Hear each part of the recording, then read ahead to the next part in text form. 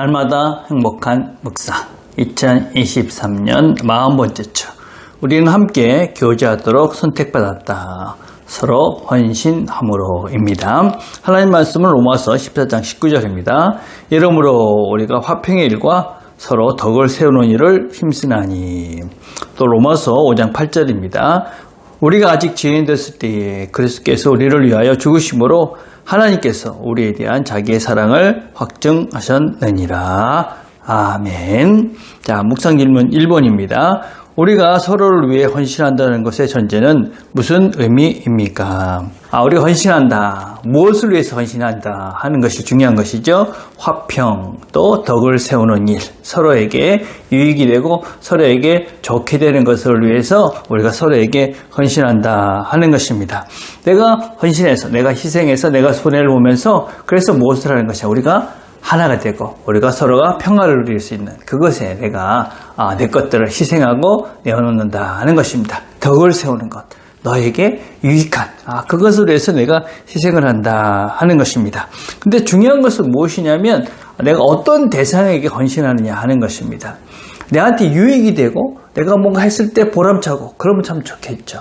그리스도께서 우리를 위해서, 우리가 죄인 되었을 때 그분이 우리를 위해서 희생하시고 자기 자신을 내어주셨습니다. 그리고 그것을 통해서 우리는 하나님 우리를 사랑하시는구나 하는 것을 깨닫게 되어집니다. 그래서 우리가 누구를 위해서 헌신한다 하는 것은 어떠한 대가, 또 어떠한 보상, 이런 것이 없을 수 있다 하는 것입니다. 그리고 어떤 면에서는 그 상대가 그만한 가치가, 우리가 생각하기에 그만한 가치가 있는 존재가 아닐 수도 있다. 그럼에도 불구하고 내가 하나님께서 나를 사랑하셨던, 나를 위해서 희생하셨던 그 희생을 알기 때문에 내가 그 하나님의 사랑을 가지고 그 사람에게 내 자신을 헌신한다 하는 것입니다. 그래서 우리가 누구에게 헌신한다 하는 것은 어떤 면에서는 정말 우리가 부족하고 미숙하고 변화가 별로 없을 가능성이 있는 그런 사람들에게 내가 희생하고 헌신하는 그것이 정말 훌륭하신 분이죠. 우리가 그 자리까지 가야 되는 거죠. 그래서 만만한 것이 아닙니다. 그래서 헌신은 덕, 화평, 그것을 위해서 하는 것인데 상대방이 어떤 상태이든지 우리는 우리 자신들이 하나님께서 나를 사랑하신 모습으로 그 사람에게 내 자신을 내어놓는 것이 진정한 헌신이다. 이렇게 얘기할 수가 있다는 것입니다. 자, 2번입니다. 서로에 대한 헌신의 구체적인 증거는 무엇입니까? 내가 누구에게 헌신한다 하는 것은 내가 시간을 내는 것입니다. 함께 하는 것이죠. 함께 하지 않으면서 헌신한다. 이럴 수는 없는 것이죠. 근데 제일 큰 전제는 함께 하는 것입니다. 함께. 히브리서 10장 25절에 보면 모이기를 펴하는 어떤 사람들의 습관과 같이 하지 말고 그러니까 모인다. 함께 하는 시간. 어쨌든지 함께 하는 것이 어떤 면에서 그 사람을 위해서 할 수 있는 최선의 희생이고 헌신이다라고 할 수가 있습니다. 우리가 봉사하고 교회 일을 할 수 있습니다. 근데 혼자 하는 것은 옳지 않다. 혼자 하는 것은 함께 하는 것이다.